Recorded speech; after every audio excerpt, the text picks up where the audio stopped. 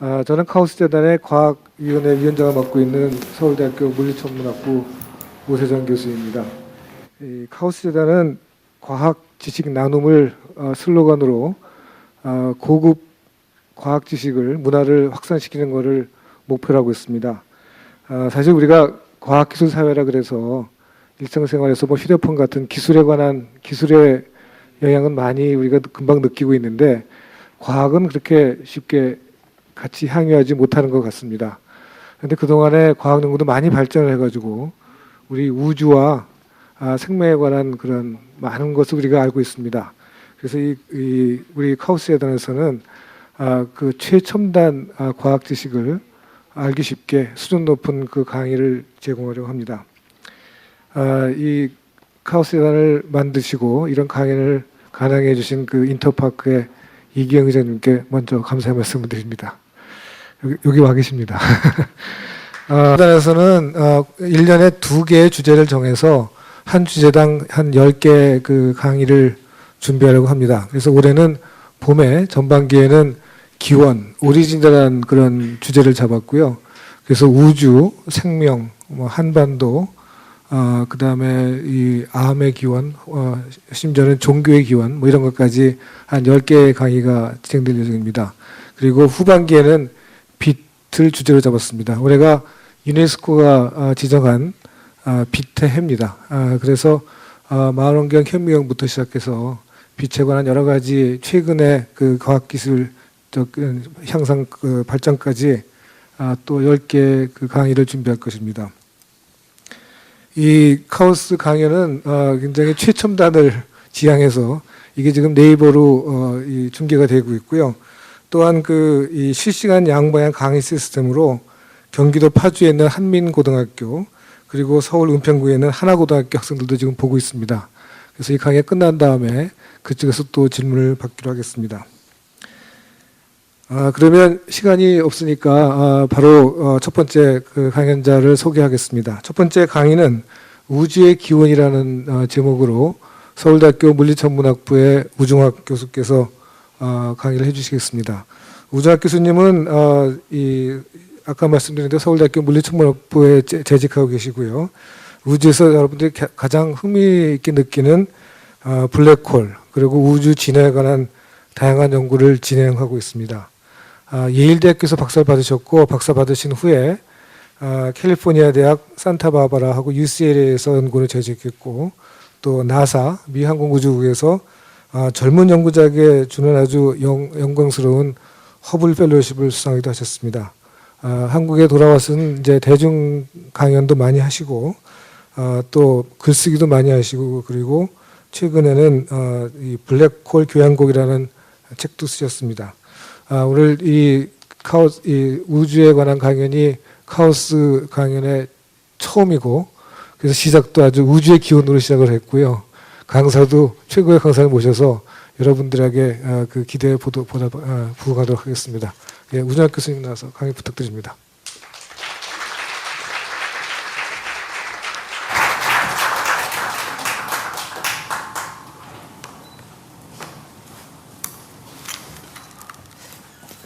네, 소개받은 우종학입니다.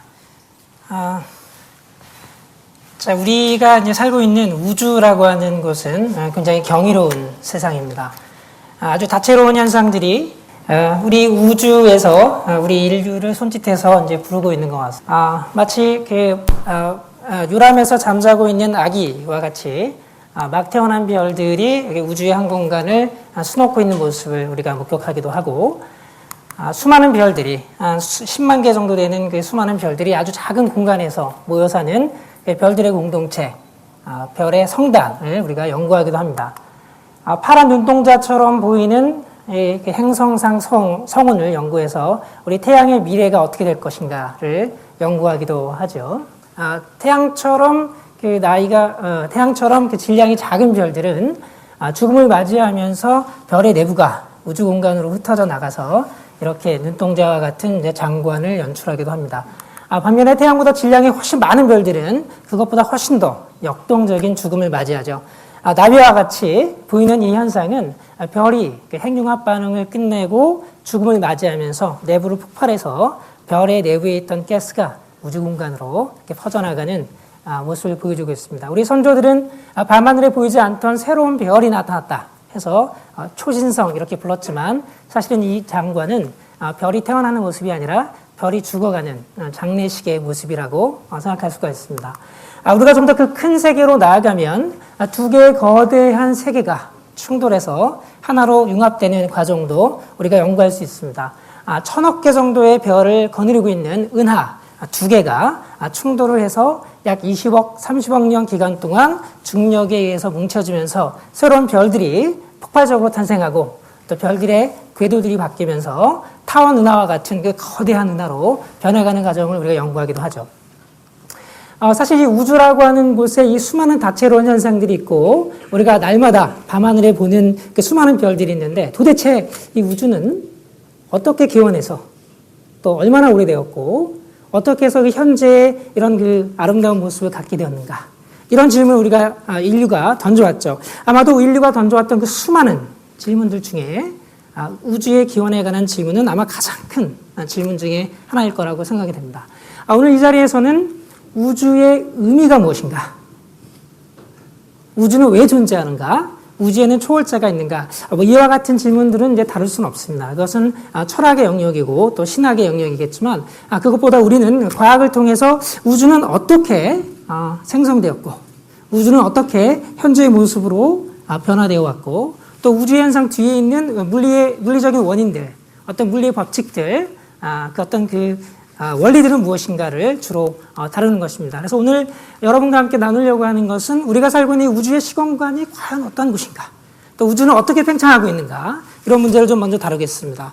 두 번째로는 우주의 기원과 관련해서 빅뱅 우주론이 무엇인지 빅뱅 우주론에 대해서 함께 나누겠습니다. 마지막으로는 우주의 그 거대한 구조를 형성하고 있는 그 거시구조가 어떻게 생성되어서 만들어졌는가, 이 부분들을 좀 같이 나누도록 하겠습니다. 우리가 살고 있는 그 우주에서, 지구에서 우리가 밤하늘을 보면 굉장히 많은 별들을 볼 수가 있죠. 한 수천 개 정도의 별들을 우리가 한꺼번에 볼 수 있는데 이 별들이 빽빽하게 밤하늘을 수놓고 있습니다. 그러나 이 별과 별 사이의 그 공간은 사실은 굉장히 광활한 공간이에요. 우리가 별과 별 사이의 공간을 영어로 인터스텔라 이렇게 부르는데 그 인터스텔라의 공간은 우리의 상상을 초월하는 굉장히 광활한 크기를 갖고 있습니다. 예를 들어서 우리가 우주에서 가장 빠르게 달릴 수 있는 속도, 빛의 속도로 달릴 수 있는 우주선을 타고 여행을 한다라고 해보면 우리가 지구에서부터 달까지 가는 데는 1초 정도가 걸립니다. 지구에서 태양까지 가는데 10분 정도면 갈 수 있죠. 지구에서 태양계 끝까지를 여행하는 데는 대여섯 시간이면 충분히 여행할 수 있습니다. 그러나 그 빛의 속도로 태양에서 가장 가까운 별까지 간다고 해도 4년 이상의 시간이 걸리는 것이죠. 그래서 밤하늘에 보이는 이 별들은 수백 년 혹은 수천 년이 걸리는 빛의 속도로, 그래서 수백 광년, 수천 광년의 그 거대한 공간을 차지하고 있는 것입니다. 우리 인간의 눈으로 보이는 별들의 세계를 넘어서 그 너머에 수많은 별들을 우리가 또 목격할 수가 있는데요. 지금 이 안에는, 우리 은하 안에는 1000개 단위가 아니라 1000억 개 단위의 태양처럼 밝게 빛나는 별들이 중력에 의해서 묶여서 거대한 나성 구조를 이루면서 우리 은하라고 하는 하나의 소우주를 이루고 있습니다. 우리 태양의 경우에는 우리 은하의 중심에서 빛의 속도로 25,000년 정도를 가면 그 변두리 위에 태양이 있는 것이고, 우리 인간의 눈에 보이는 밤하늘의 그 수많은 별들은 대부분 이 태양 근처에 위치하고 있는 것입니다. 그러나 실제 우리 은하 내에는 1000억 개 단위의 별이 존재하는 것이죠. 빛의 속도로 우리 은하를 가로지르려면 10만 년 이상의 시간이 걸리는데 과연 이 우리 은하 밖에도 우주가 있을 것인가? 라고 했던 질문이 20세기 초에 천문학의 굉장히 중요한 질문 중에 하나였습니다. 우리가 가을철에 별자리를 보면 은하수 밑으로 다양한 별자리들이 있고 우리 은하 내에 있는 다양한 별들을 볼 수가 있습니다. 그런데 이 별들 사이로 구름처럼 보이는 안드로메다 성운을 볼 수가 있죠. 지금 이 영상은 허블 우주망원경으로 안드로메다 은하를 관측해서 이 안에 약 1억 개 정도의 별들을 하나하나 낱개로 분해해서 제공하는 영상입니다.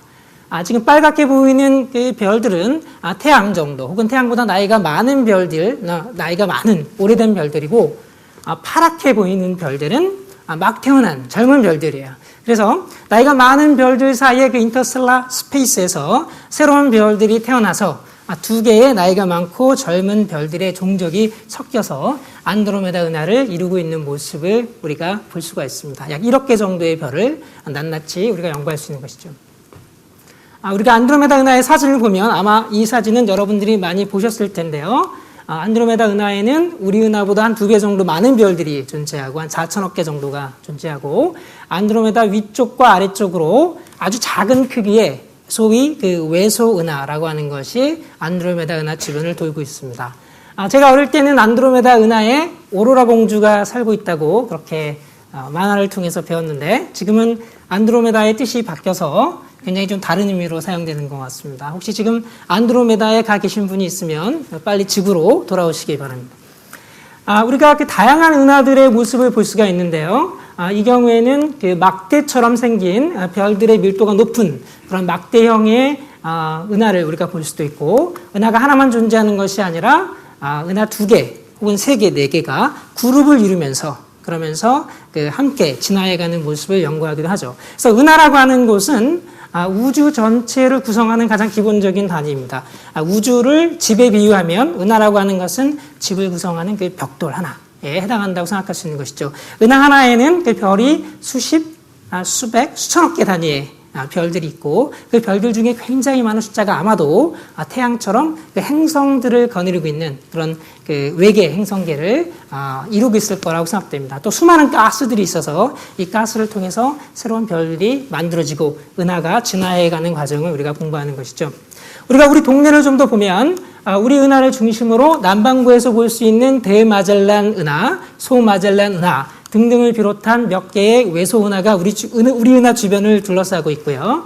빛의 속도로 250만 년만 가면 거기에 그 안드로메다 은하와 안드로메다 은하를 둘러싸고 있는 작은 외소 은하들이 있습니다. 자, 그래서 여기서 굉장히 이제 재밌는 사실 하나를 우리가 생각할 수 있는데요. 우주의 그 거실 세계로 나가면 그러면 시간과 공간이라는 것이 이제 하나로 연결되는 것을 볼 수가 있습니다. 여러분이 지금 스마트폰을 꺼내서 안드로메다 은하에 있는 오로라 공주의 사진을 착각 하고 찍었다라고 치면 여러분은 언제적 모습을 보는 건가요? 250만 년 전의 모습을 보는 것입니다. 왜냐하면 빛이 우리한테 오는데 걸리는 시간이 250만 년이기 때문인 것이죠. 그래서 여러분이 아주 아리따운 오로라 공주의 사진을 찍었다고 하더라도 안타깝게도 오로라 공주는 이미 죽은 상태일 것입니다. 그래서 우리 천문학에서는 멀리 보면 멀리 볼수록 빛이 우리한테 오는데 시간이 더 많이 걸리기 때문에 결국 멀리 보면 멀리 볼수록 과거의 모습을 보게 되는 것이죠.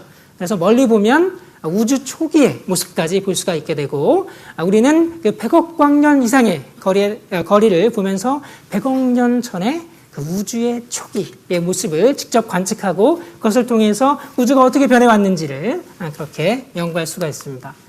우리 동네를 넘어서 우리가 그 좀 더 깊이, 아주 깊이 우주 끝까지 한번 들여다볼 수가 있는데요. 밤하늘에 그 별들이 없는 그 빈 공간을 찾아서 허블 우주망원경으로 지향을 해서 약 50일 정도 노출을 주어서 사진을 찍으면 거의 우주 끝에 있는 은하들까지 영상에 담기게 됩니다.